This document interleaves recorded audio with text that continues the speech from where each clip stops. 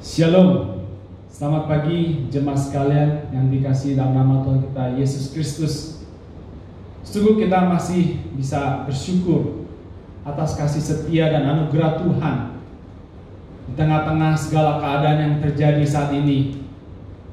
Inilah hari perhentian yang Tuhan izinkan bagi kita semua, di mana kita boleh datang beribadah kepada Dia pada pagi hari ini. Sekalipun dengan media online di tempat kediaman kita masing-masing, namun biarlah sungguh hati kita boleh tertuju kepada Yesus Kristus, Allah yang juru selamat kita satu-satunya. Firman di dalam Mazmur 71 ayat 5-8 berkata demikian: Sebab Engkaulah harapanku ya Tuhan, kepercayaanku sejak masa muda ya Allah. Kepadamulah aku bertopang mulai dari kandungan. Engkau telah mengeluarkan aku dari perut ibuku.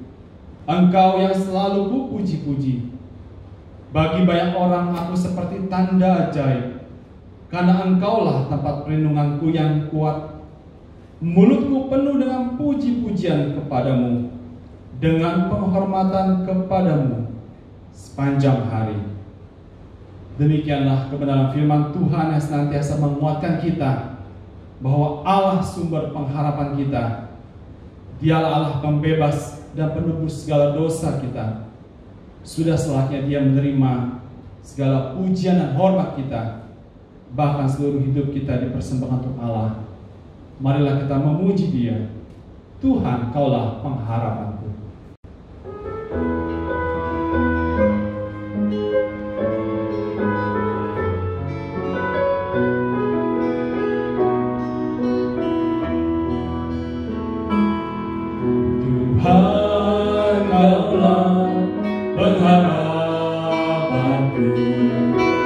Percaya hanya kepadamu,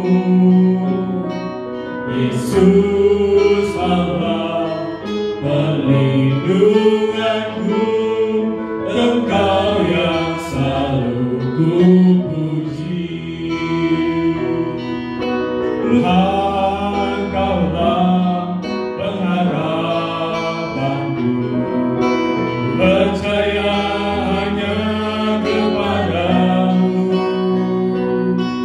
Yesus Allah perlindunganku. Engkau yang selalu kupuji.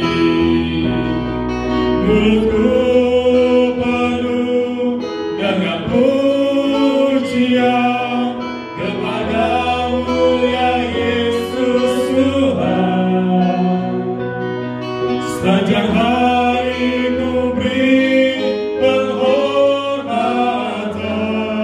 kepadamu ya Allahku. Tuhan, Kaulah pengharapanku. Tuhan, Kaulah pengharapanku. Ku percaya hanya kepadamu, Yesus Allah perlindunganku.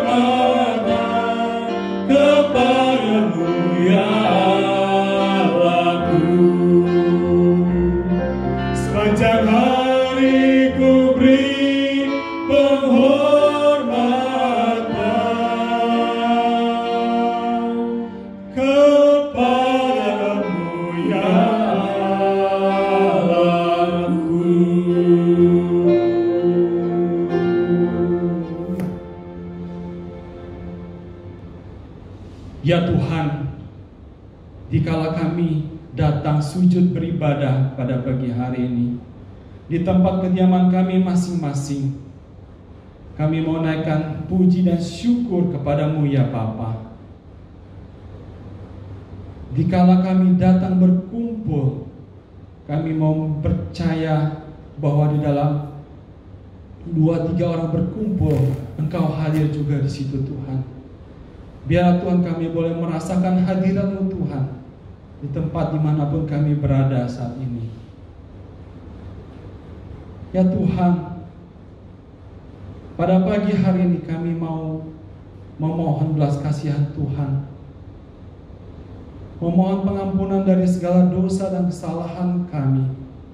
Biarlah Tuhan menilik hati kami pribadi lepas pribadi, mentahirkan kami dari segala dosa dan kesalahan kami. Karena kami manusia yang sungguh terbatas dan penuh cacat celah ya Bapa. Biarlah kasih-Mu boleh menyentuh kami dan memulihkan kami.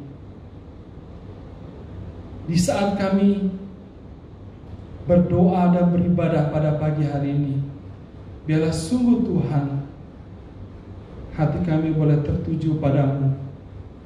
Dan biarlah kiranya Engkau berkenan menerima segala persembahan pujian yang kami naikkan pada pagi hari ini.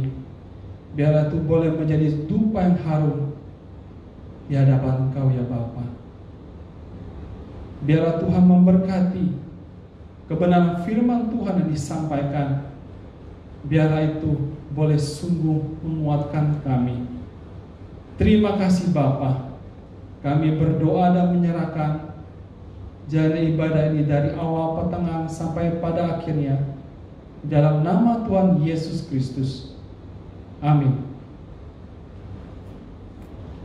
Jemaat sekalian, di tengah situasi yang saat ini membuat kita gentar dan mungkin kita merasa ketakutan, kembali firman Tuhan mengingatkan kita dalam 1 Korintus 10 ayat 13 bahwa pencobaan-pencobaan yang kamu alami ialah pencobaan-pencobaan biasa yang tidak melebihi kekuatan manusia, sebab Allah setia, dan karena itu Ia tidak akan membiarkan kamu dicobai melampaui kekuatanmu.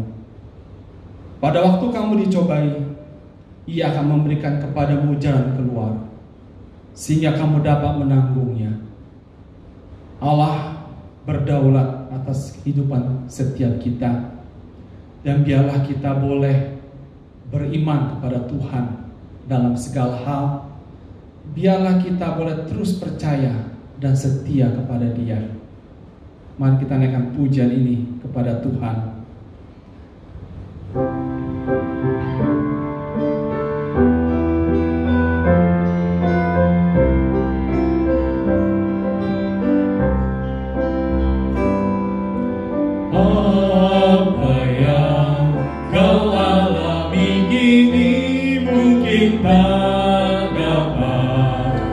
Engkau mengerti cobaan yang engkau alami tak melebihi kekuatanmu. Tuhanmu tak akan memberi ular beracun pada yang minta roti. Satu hal tanamkan di hati, indah semua yang Tuhan beri. Tangan Tuhan sedang merendam suatu karya yang agung mulia. Saatnya ganti berhenti, kau lihat pelangi kasih-Nya.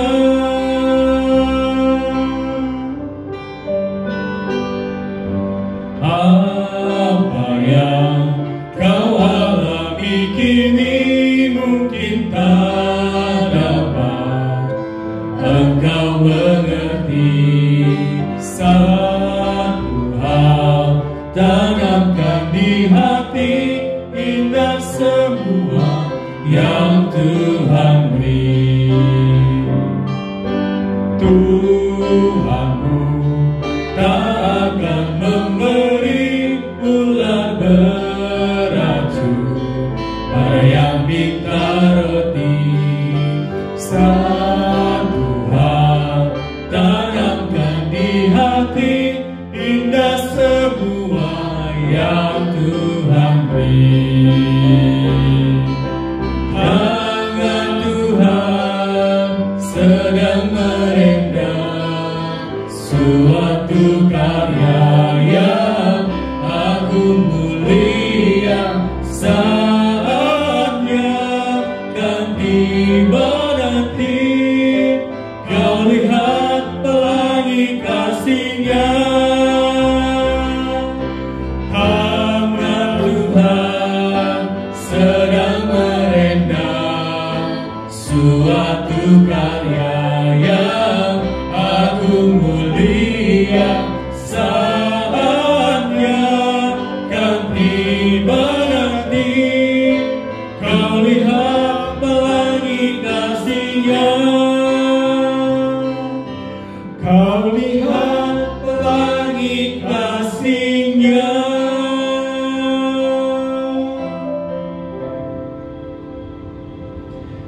Pada kesempatan pagi hari ini, adik kita Kristi dan Grace akan mempersembahkan sebuah pujian duet vokal kepada Tuhan dari Komisi Sekolah Minggu. Mari jemaat sekalian kita mendengarkannya dan menjadi berkat bagi kita semua.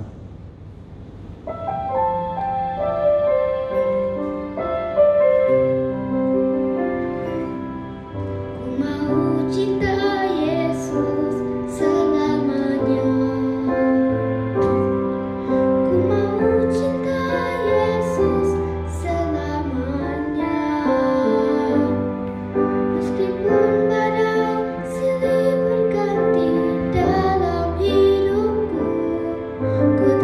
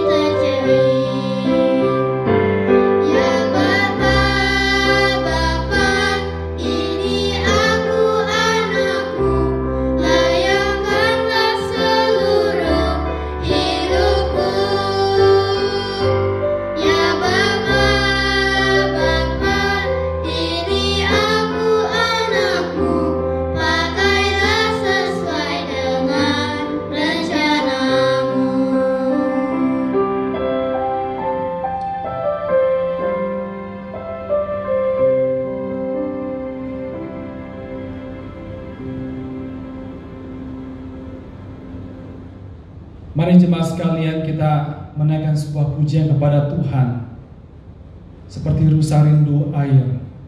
Biarlah pujian ini boleh juga mengingatkan kita semua bahwa kita sebagai umat pilihan Tuhan juga boleh hidup karena firman Tuhan yang senantiasa menjadi inspirasi dan rema di dalam menjalani kehidupan ini, seperti rusa rindu air.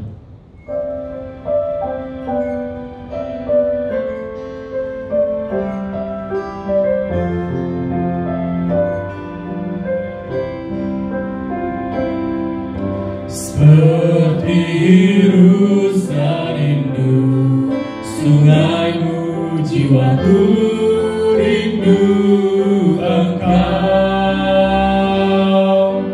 Kaulah Tuhan hasrat hatiku, ku rindu menyembahmu. Engkau kekuatan dan perisaiku, kepadamu rohku berserah. Kaulah Tuhan hasrat hatiku, ku rindu menyembahmu. Yesus, Yesus, Kau berarti bagiku. Yesus, Yesus, Kau segalanya bagiku. Seperti rusa, seperti rusa rindu sungaimu, jiwaku rindu Engkau. Kaulah Tuhan hasrat hatiku, ku rindu menyembahmu. Engkau kekuatan dan perisaiku, kepadamu rohku berserah. Kaulah Tuhan hasrat hatiku, ku rindu menyembahmu. Yesus, Yesus, Kau berarti bagiku. Yesus, Yesus, Kau segalanya bagiku.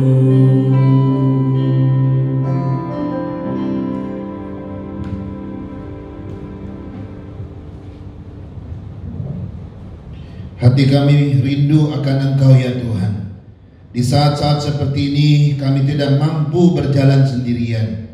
Kami membutuhkan Tuhan beserta dengan kami. Sebab tanpa Tuhan kami tidak mungkin melakukan sesuatu apapun. Sebab di luar Tuhan segala hal menjadi sia-sia. Karena itu Tuhan, Kaulah kerinduan kami. Seperti rusa merindukan sungai, demikianlah kami merindukan firman-Mu, dan diri-Mu menjadi kekuatan dan sumber kehidupan bagi kami. Karena itu Tuhan, kami sungguh-sungguh mengandalkan Engkau.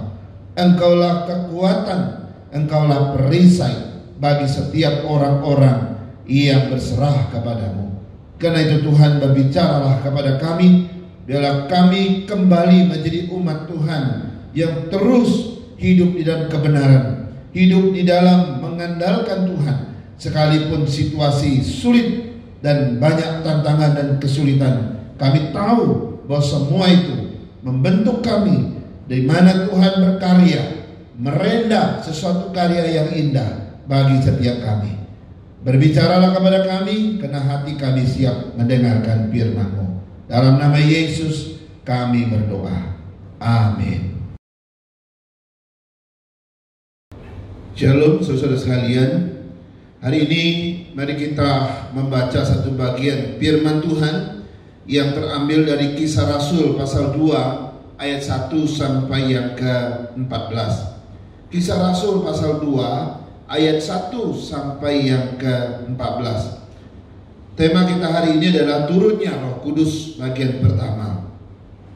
Demikian firman Tuhan.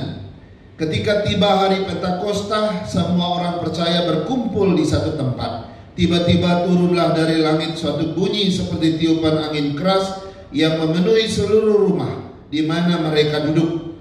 Dan tampaklah kepada mereka lidah-lidah seperti nyala api yang bertebaran dan hinggap pada mereka masing-masing. Maka penuhlah mereka dengan Roh Kudus, lalu mereka mulai berkata-kata dalam bahasa-bahasa lain seperti yang diberikan oleh Roh itu kepada mereka untuk mengatakannya. Waktu itu di Yerusalem diam orang-orang Yahudi yang saleh dari segala bangsa di bawah kolong langit. Ketika turun bunyi itu, berkerumunlah orang banyak. Mereka bingung karena mereka masing-masing mendengar rasul-rasul itu berkata-kata dalam bahasa mereka sendiri. Mereka semua tercengang-cengang dan heran, lalu berkata, bukankah mereka semua yang berkata-kata itu orang Galilea? Bagaimana mungkin kita masing-masing mendengar mereka berkata-kata dan bahasa kita sendiri, yaitu bahasa yang kita pakai di negeri asal kita? Kita orang Parsia, Media, Elam, penduduk Mesopotamia, Yudea dan Kapadokia, Pontus dan Asia, Frigia, Pamfilia, Mesir dan daerah-daerah Libya yang berdekatan dengan Kirene, pendatang-pendatang dari Roma, baik orang Yahudi maupun penganut agama Yahudi, orang Kreta dan orang Arab.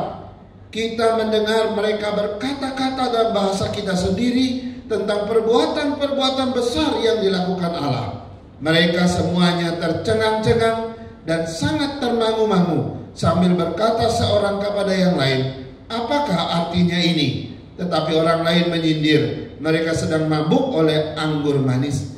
Maka bangkitlah Petrus berdiri dengan ke-11 rasul itu, dan dengan suara nyaring ia berkata kepada mereka, hai kamu orang Yahudi dan kamu semua yang tinggal di Yerusalem, ketahuilah dan camkanlah perkataanku ini. Orang-orang ini tidak mabuk seperti yang kamu sangka, karena hari ini baru pukul 9. Saudara-saudara, ini adalah kisah yang sangat heboh atau sangat menakjubkan atau sangat dramatis tertulis di dalam Alkitab, khususnya kitab Kisah Para Rasul, yaitu tentang turunnya Roh Kudus.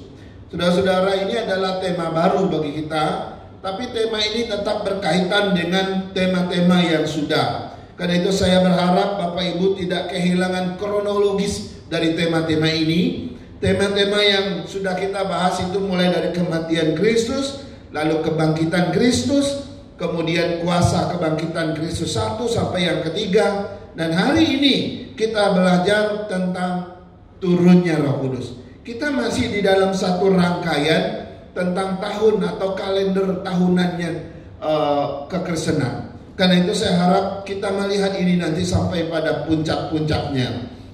Nah, karena itu saudara, sebelum kita melihat secara spesifik tentang turunnya Roh Kudus, mari kita pahami dulu tentang satu hal, bahwa antara kenaikan Kristus gitu ya dan turunnya Roh Kudus itu ada jeda 10 hari. Ada jeda 10 hari. Itu sebabnya ada gereja-gereja tertentu berdoa, berpuasa selama 10 hari memperingati turunnya Roh Kudus. Jadi antara kenaikan Kristus ke surga, antara turunnya Roh Kudus itu ada jeda 10 hari. Nah, kalau kita membaca Alkitab, Yesus beberapa kali mengatakan kepada para muridnya tentang turunnya Roh Kudus. Pertama kita lihat di dalam Yohanes 14 ayat 16 sampai 17. Saya akan baca buat kita. Yesus berkata begini, aku akan minta kepada Bapa, dan ia akan memberikan kepadamu seorang penolong yang lain, supaya ia menyertai kamu selama-lamanya, yaitu Roh kebenaran. Dunia tidak dapat menerima dia, sebab dunia tidak melihat dia dan tidak mengenal dia. Tetapi kamu, kata Yesus, mengenal dia, sebab dia menyertai kamu dan akan diam di dalam kamu. Yesus pernah ngomong begitu. Lalu di Yohanes 16 ayat 7, Yesus ulangi lagi. Dia berkata begini kepada para muridnya, namun benar yang kukatakan ini kepadamu adalah lebih berguna bagi kamu jika aku pergi. Sebab jikalau aku tidak pergi, penghibur itu tidak akan datang kepadamu. Tetapi jika aku pergi, aku akan mengutus dia kepadamu. Ini janji Kristus yang makin jelas, saudara. Makin menjelang detik-detik dia kenaikan, makin jelas dia ngomong, kalau aku pergi aku mengutus dia, yaitu roh kebenaran itu. Nah, yang paling dekat lagi adalah Kisah Rasul 1 ayat 4 dan 5. Ini menjelang detik-detik kenaikan Tuhan Yesus. Yesus berkata begini, pada suatu hari ketika ia makan bersama-sama dengan mereka, ia melarang mereka meninggalkan Yerusalem dan menyuruh mereka tinggal di situ untuk menantikan janji Bapa yang demikian katanya. Telah kamu dengar daripadaku, yaitu kata-kata yang sudah kita baca tadi. Sebab Yohanes membaptis dengan air dan tidak lama lagi kamu akan dibaptis dengan Roh Kudus. Saudara-saudara, ini makin jelas, saudara ya. Jadi di sini kita melihat bahwa setelah 10 hari Yesus naik ke surga, mereka akhirnya menerima Roh Kudus itu di dalam Kisah Para Rasul yang sudah kita baca.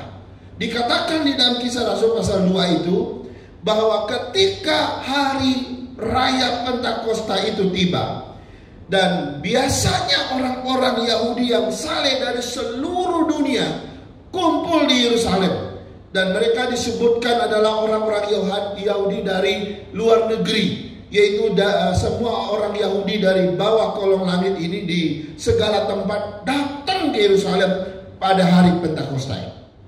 Tiba-tiba dari langit turun seperti tiupan angin keras, kata Alkitab, memenuhi seluruh rumah di mana mereka berkumpul. Kemudian tampaklah seperti lidah-lidah api bertebaran dan hinggap di atas para rasul itu.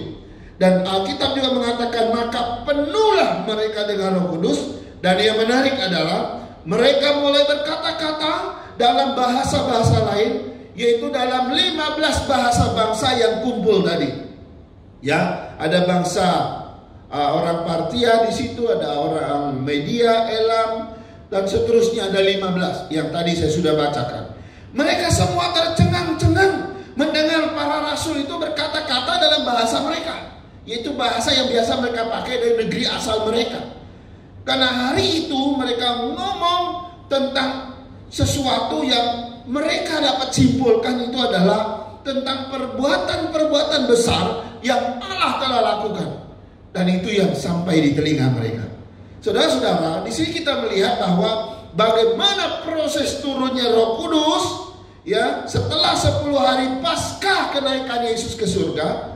Dan pertanyaannya adalah, melalui turunnya Roh Kudus ini, saudara, agenda apa yang Tuhan sedang kerjakan? Ya, atau pada saat Roh Kudus turun ini, hal apakah yang sedang Tuhan kerjakan? Ini menjadi perenungan kita pada hari ini. Saudara-saudara, saya menemukan ketika Roh Kudus turun, atau pada saat Roh Kudus turun, ada 2 agenda yang Tuhan sedang kerjakan pada saat itu di tengah-tengah umat pilihan Tuhan.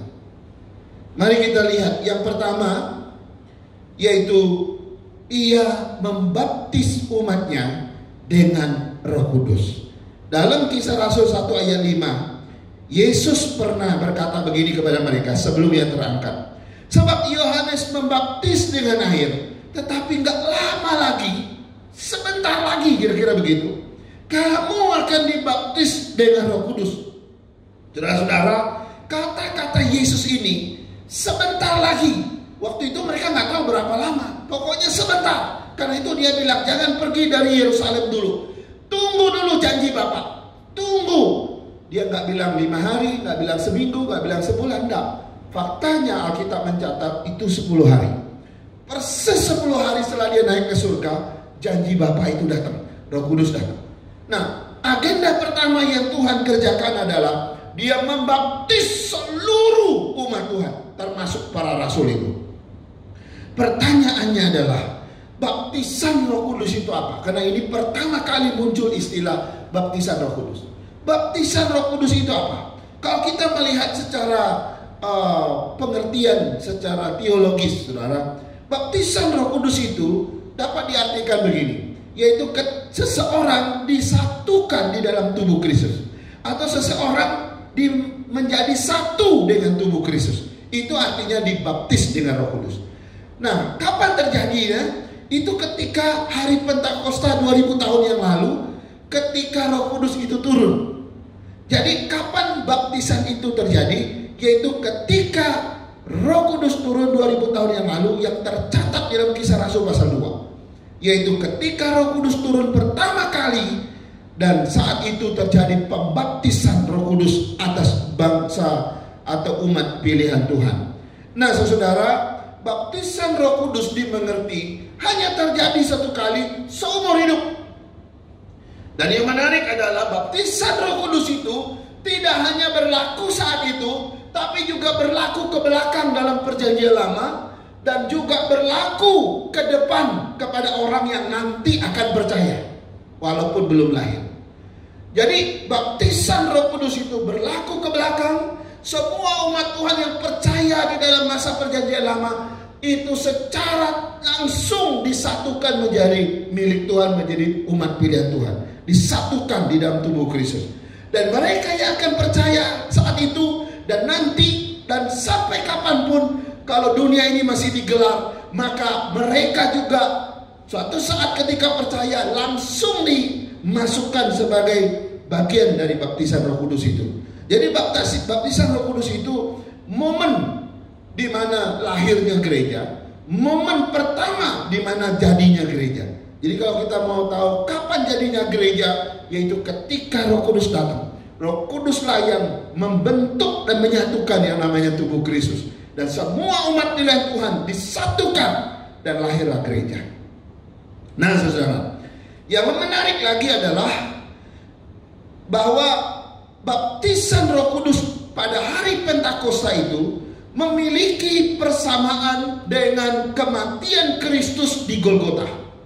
Nah, saya pernah membandingkan dua hal ini. Baptisan Roh Kudus pada waktu hari Pentakosta dengan kematian Kristus di atas Golgota itu memang berbeda tempatnya, momennya juga nggak sama, tapi memiliki makna yang sama. Maknanya di mana? Sekarang saya mau jelaskan dulu kematian Kristus di Golgota. 2000 tahun yang lalu Yesus mati di Golgota, disalibkan. Dan waktu ia mati 2000 tahun yang lalu, ia menanggung dosa semua umat pilihannya. Ya, disitulah dia membereskan semua dosa umat pilihannya, baik yang pernah hidup dalam masa lampau, masa perjanjian lama, maupun yang hidup nanti yang akan datang. Yesus telah menghapuskan dosa di dalam kehidupan orang-orang pilihan itu. Nah, contohnya begini. Saya percaya Yesus misalnya tahun 2020.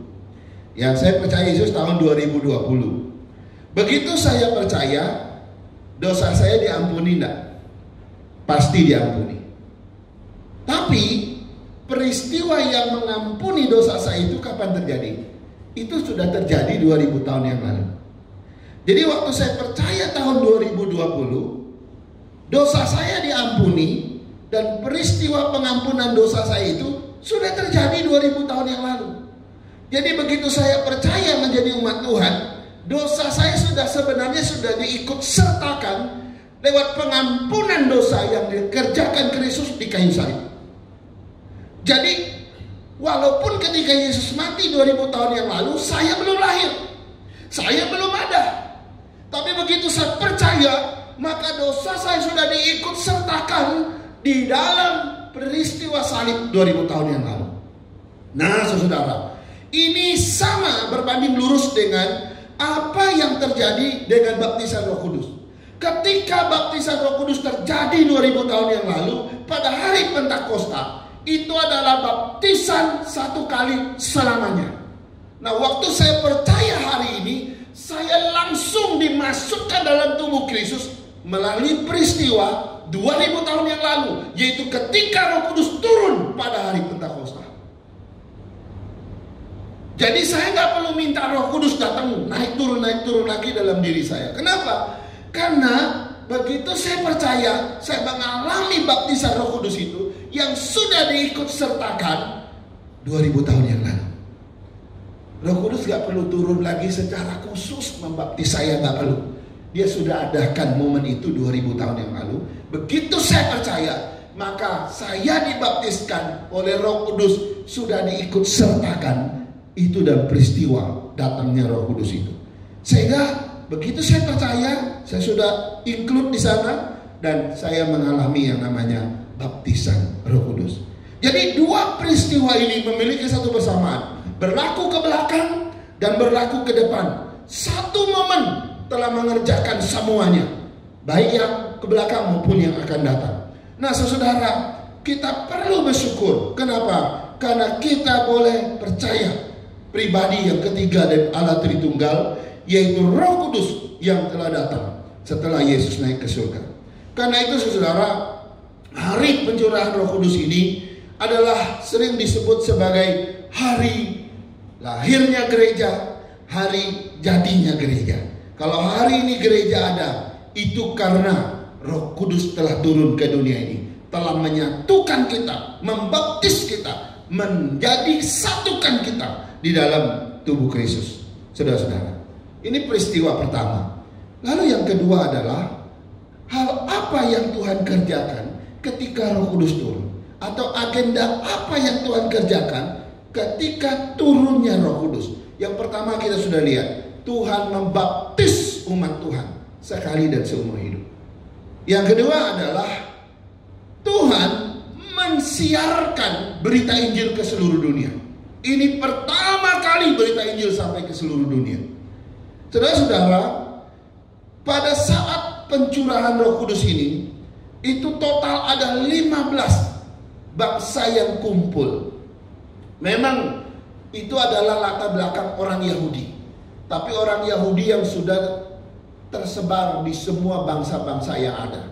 Karena kita tahu kerajaan Yahudi itu, kerajaan Israel itu terpecah, lalu ditawan, akhirnya mereka ada di mana-mana pada zaman itu. Dan mereka sudah tahu bahasa orang-orang di mana mereka berada. Dan mereka datang hanya merayakan perayaan Pentakosta. Waktu mereka datang ke Yerusalem, dikatakan ada 15 bahasa, 15 suku bangsa dari mana mereka berasal. Dan semua orang Yahudi dari bawah kolong langit itu kumpul di Yerusalem, plus orang-orang asing yang sudah beragama Yahudi. Jadi nggak cuma Yahudi tulen saja, tetapi juga orang-orang asing, ya, bangsa di mana mereka berada yang sudah beragama Yahudi. Mereka juga ikut datang ke Yerusalem. Nah, ketika Roh Kudus turun, tiba-tiba 12 rasul itu berbicara dalam bahasa Yahudi, tapi didengar ke dalam 15 bahasa bangsa. Saudara, ini disebut sebagai mujizat yang luar biasa, di mana satu bahasa diterjemahkan menjadi 15 bahasa ketika Injil itu diberitakan. Sehingga nggak heran 15 bangsa yang datang ke Yerusalem itu sangat tercengang-cengang dan sangat termangu-mangu. Mereka heran, kenapa ini bisa terjadi? Bagaimana mungkin mereka berkata-kata dalam bahasa orang Galilea, dan mereka ini orang Galilea atau bahasa orang Yahudi. Kenapa yang kita dengar adalah perbuatan-perbuatan besar yang Allah lakukan, tapi kita mengerti dalam bahasa kita. Saudara-saudara, banyak teolog yang menyebutkan inilah mujizat pekerjaan Roh Kudus pertama kali. Bagaimana satu bahasa diterjemahkan dalam banyak bahasa. Saudara-saudara, ini adalah sesuatu yang luar biasa yang pernah terjadi. Lalu kemudian Petrus sebagai murid yang luar biasa tiba-tiba berdiri di tengah para rasul dan banyak orang itu. Lalu dia mulai berkhotbah tentang Yesus yang mati, Yesus yang bangkit, Yesus yang naik ke surga dan Yesus adalah Tuhan. Berita pengampunan dosa. Dia bicara tentang kerajaan Allah. Dia bicarakan tentang Yesus adalah Tuhan. Saudara, dia beritakan Injil luar biasa, begitu tepat sesuai dengan Alkitab. Dengan suara yang lantang. Dia khotbah dengan satu bahasa, sekali lagi didengar oleh 15 bangsa yang bahasa berbeda. Saudara-saudara, sekali lagi diterjemahkan oleh pekerjaan Roh Kudus di sini. Nah, begitu dia selesai berkhotbah, Petrus menantang mereka, siapa yang mau menyerahkan diri untuk dibaptis dan percaya kepada Yesus adalah Tuhan. Saudara tahu data Alkitab luar biasa. 3.000 orang datang menyerahkan diri, percaya Yesus dan dibaptis pada saat itu juga. Saudara, saya belum pernah mendengar pendeta besar di seluruh dunia ini sekali khotbah 3.000 orang percaya, 3.000 orang bertobat, 3.000 orang dibaptis. Gak ada. Hanya pernah terjadi ketika Petrus berdiri. Saudara, apa ini pekerjaan Petrus? Tidak. Kita tahu Petrus itu siapa sebelumnya. Petrus itu seorang yang ceroboh. Kepribadiannya itu sanguin. Dia seorang yang ceplas-ceplos, ngomong apa adanya. Ya, dia meledak-ledak, semangat, nggak pikir panjang dulu. Ketika Yesus bilang seseorang akan menyerahkan aku dan anak manusia akan mati, wah, dia bilang nggak bisa. Kalau kau mati saya siap mati juga. Sampai Yesus bilang, kamu iblis. Kenapa? Karena dia menonjolkan dirinya. Tapi akhirnya kita pikir dia seorang yang berani. Kita melihat keberaniannya, dia memotong telinga daripada serdadu yang menangkap Yesus. Tapi kemudian di dalam dakwaan pengadilan agama yang dilakukan kepada Kristus sepanjang malam sampai ayam berkokok, Petrus 3 kali menyangkal Yesus. Kenapa, saudara? Dia ternyata bukanlah seorang yang sungguh-sungguh percaya. Dia lemah. Kemanusiaan dia tetap terbatas. Karena itu Yesus bilang, sebelum ayam berkokok kau sudah 3 kali menyangkal aku.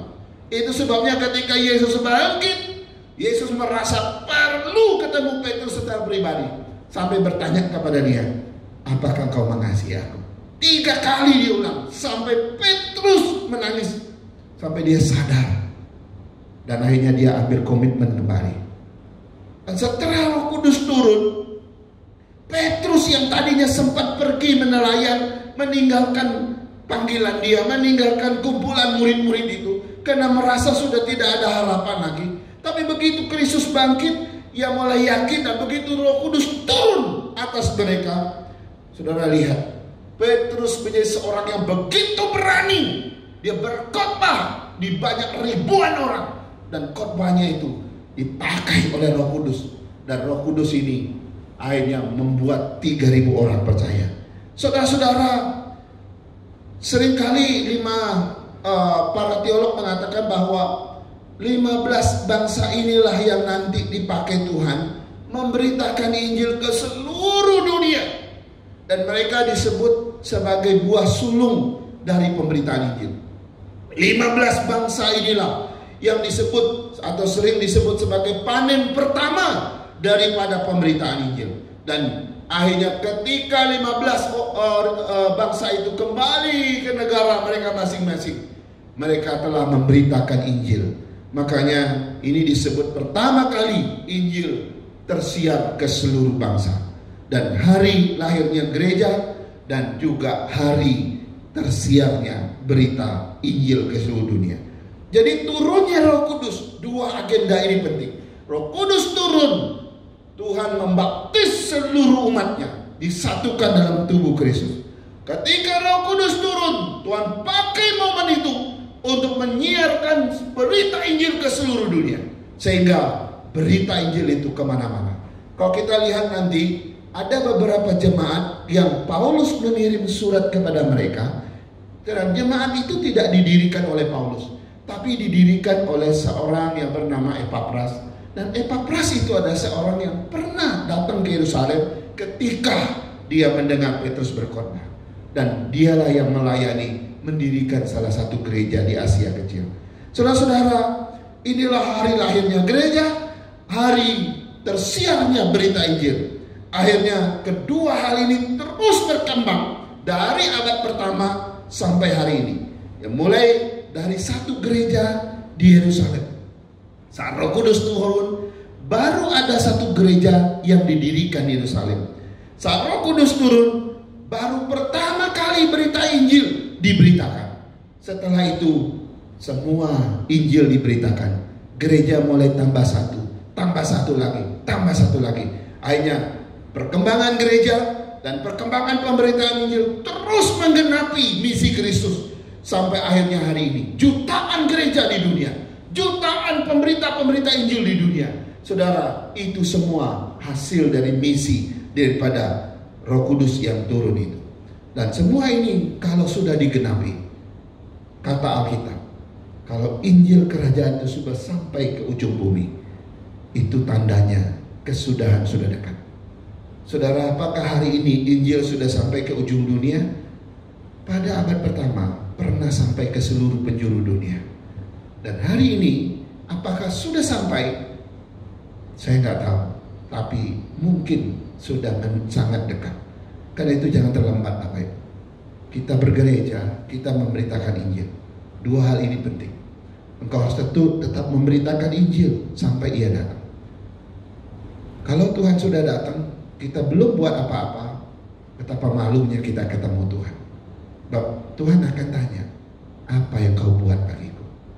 Saudara-saudara, saya mau mengajak, biar kita berdoa, biar Roh Kudus terus menuntun kita, menggelisahkan hati kita, agar kita terus melayani Tuhan sampai ia datang. Dan ini dua agenda yang penting sekali ketika Roh Kudus itu turun. Mari kita berdoa. Bapa, kami bersyukur dan berterima kasih kepadamu. Hari ini kami sudah mendengar tentang turunnya Roh Kudus bagian pertama.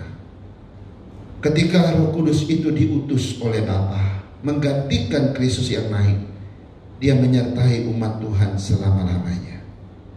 Dan ada dua agenda yang sangat penting. Saat itu dia membaptis seluruh umat Tuhan, dijadikan satu menjadi bagian tubuh Kristus.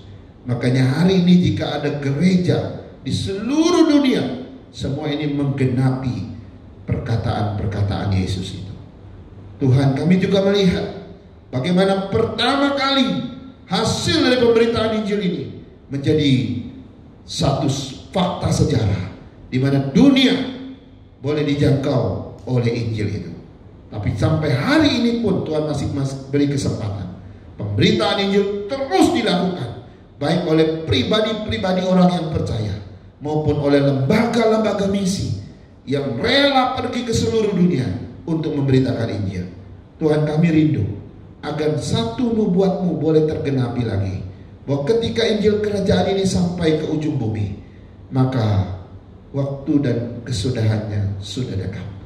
Kami ingin sampai pada titik itu Tuhan. Karena itu kami ingin melibatkan diri kami. Mohon Tuhan pakai kami untuk jadi pemberita-pemberita Injil. Mungkin orang itu adalah keluarga kami di rumah, mungkin dia adalah teman dan sahabat kami di pekerjaan atau di kantor, mungkin dia adalah tetangga kami, mungkin dia adalah orang yang kami kenal waktu kami sekolah dulu, bahkan di dalam pekerjaan-pekerjaan kami. Tuhan, beranikanlah kami seperti para rasul itu untuk bicara tentang berita pengampunan dosa itu dan keselamatan bagi jiwa-jiwa ini. Dan Roh Kudus boleh meneguhkan setiap kata-kata yang kami ucapkan. Bab itulah yang nanti kau tanyakan ketika kami berjumpa Tuhan di masa yang akan datang. Terima kasih untuk firman-Mu. Teguhkan setiap kami dengan Roh Kudus-Mu. Ajar kami untuk terpekah terhadap Roh Kudus ini, dan kami terus dipimpinnya ke dalam kehendak Tuhan. Dalam nama Yesus kami berdoa. Amin. Jemaat sekalian, mari kita datang kepada Tuhan dan kita bersandar pada firman-Nya. Mari kita berdoa supaya kiranya Allah Roh Kudus yang sama berkenan turun atas kita dan menguatkan kita dan membangunkan jiwa kita yang lesu. Mari kita bersama-sama meresponi kebenaran firman Tuhan dengan pujian ini. Bangunkan jiwaku yang lesu.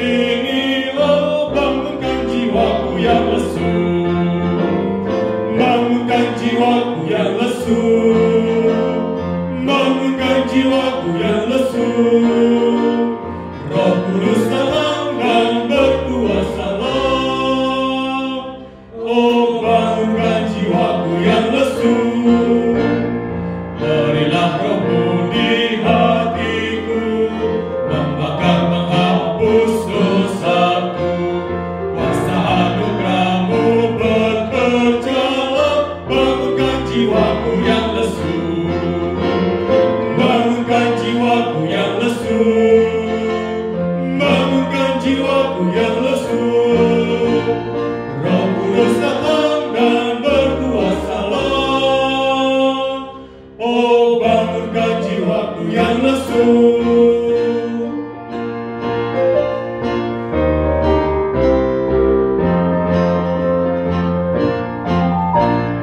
Berilah roh kebangunanmu, agar supaya ku senanglah. Beriku kuasa kemenangan, oh bangunkan jiwaku yang lesu. Bangunkan jiwaku yang lesu. Bangunkan jiwaku yang lesu. Roh Kudus datang dan berkuasalah. Oh bangunkan jiwaku yang lesu.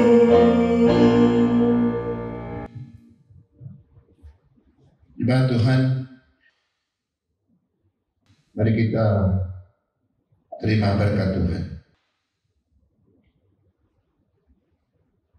Kiranya kasih dari Allah Bapa kita, anugerah dari Tuhan kita Yesus Kristus, penghiburan, penyertaan, pemeliharaan dari kuasa Roh Kudus dengan memimpin kita dan kita taat kepadanya, baik dalam pelayanan, dalam melakukan kehendak Tuhan, dan juga di dalam memberitakan Injilnya. Dari sekarang sampai hari Maranatha, Tuhan Yesus datang menjemput kita saleh-salehnya. Haleluya. Amin. Amin. Amin.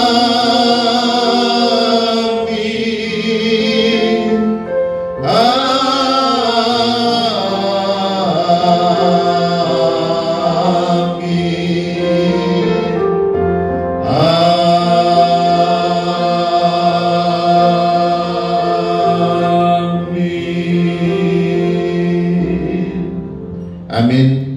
Saat teduh ibadah kita selesai. Tuhan Yesus memberkati dan selamat hari Minggu.